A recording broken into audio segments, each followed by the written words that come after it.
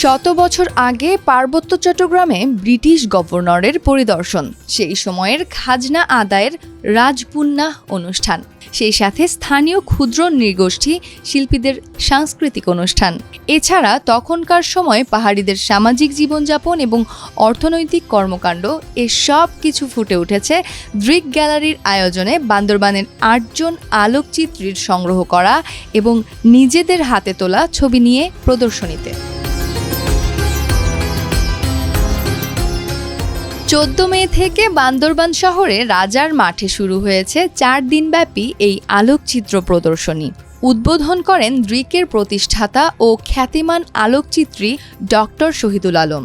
১৯০৯ থেকে ২০১০ সাল পর্যন্ত ১০১ বছরের মোট ১০৩টি ছবি স্থান পেয়েছে প্রদর্শনীতে। উদ্বোধন শুরুর দিন থেকে ভিড় জমে গ্যালারিতে। বিভিন্ন বয়সের লোকজন ঘুরে দেখেন পার্বত্য জেলা বান্দরবানের শত বছরের সেই আগের চিত্র। অভিভূত হয়ে অনেকেই কল্পনায় শত বছর আগের পূর্বপুরুষদের দৃশ্যপটে ফিরে যান। নিজের চোখে নিজের ভূমির শিরোনামে এ আয়োজন। তৎকালীন সময়ের আমাদের অর্থনৈতিক অবস্থা, সামাজিক অবস্থা এবং আমাদের ঐতিহ্যের যে অবস্থা, এগুলো আমরা জানতে পারছি। ১০০ বছর আগের ছবি, সে এখন আমরা দেখি ইতিহাস খুঁজে পাচ্ছি, তখনকার পরিবেশ খুঁজে পাচ্ছি, তখনকার যে পরিস্থিতি ছিল ছবির মাধ্যমে খুঁজে পাচ্ছি।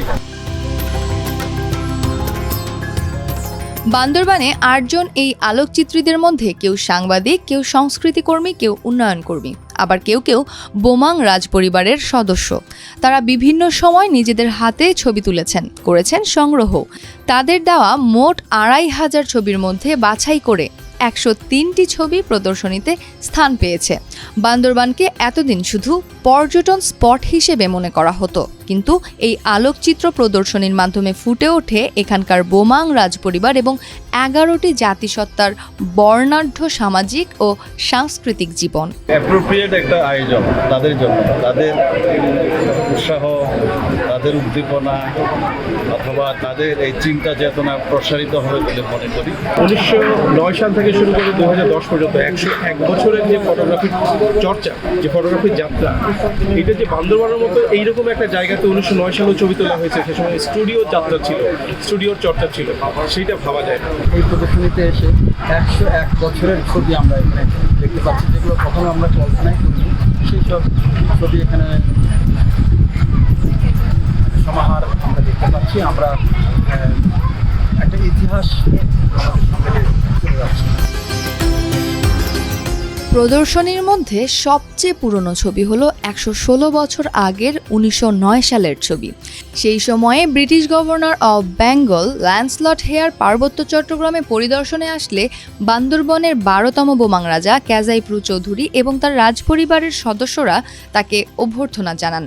পুরনো ছবির মধ্যে আরও স্থান পেয়েছে তৎকালীন ইংল্যান্ডের রানী এলিজাবেথের সঙ্গে বোমাং রাজপরিবারের সদস্যদের ছবিও। আমরা যেমন অনেক ধরনের ঐতিহ্যকে ধরে রাখি, সেরকম দেশের একটা দায়িত্ব রয়েছে আমাদের এই ঐতিহ্য, ইনট্যাঞ্জিবল হেরিটেজ বলা হয় ইংরেজিতে, যেই জিনিসগুলি পদার্থ হিসাবে রাখে না, চিন্তা বা অন্যভাবে যেগুলি দেখা হয়, এগুলি কিন্তু হারিয়ে যাচ্ছে। এগুলি অন্যান্য দেশে বিশ্ববিদ্যালয় রাখে, সরকার রাখে, আমাদের এখানে সেগুলি হয়নি। প্রদর্শনীতে এসে ৩০ বছর আগের নিজের ছবি দেখতে এসে অভিভূত একজন সরকারি কর্মকর্তা। তবে পুরুষের পাশাপাশি নারী আলোকচিত্রীর উঠে আসার কথাও জানান তিনি। আমাদের এই আশা জাগা নিয়ে স্বপ্ন দেখা, আমরা সব সময় বলি যে আমরা পাখির চোখে স্বপ্ন দেখতে চাই, আমরা একটা বক্সের মধ্যে থেকে স্বপ্ন দেখতে চাই না, আমরা আকাশের উপরে উঠে আমাদের সেই স্বপ্নগুলো বাস্তবায়িত হোক। তবে ইতিহাসের সাক্ষী হয়ে থাকা এসব গুরুত্বপূর্ণ ছবি সংরক্ষণের অভাবে দিনে দিনে নষ্ট হয়ে হারিয়ে যাচ্ছে। এসব ছবি সংরক্ষণে যথাযথ উদ্যোগ নেয়ার দাবি সচেতন নাগরিক মহলের। সকাল ১১টা থেকে রাত ৯টা পর্যন্ত ৪ দিনব্যাপী এই আলোকচিত্র প্রদর্শনী চলবে ১৬ মে শুক্রবার পর্যন্ত।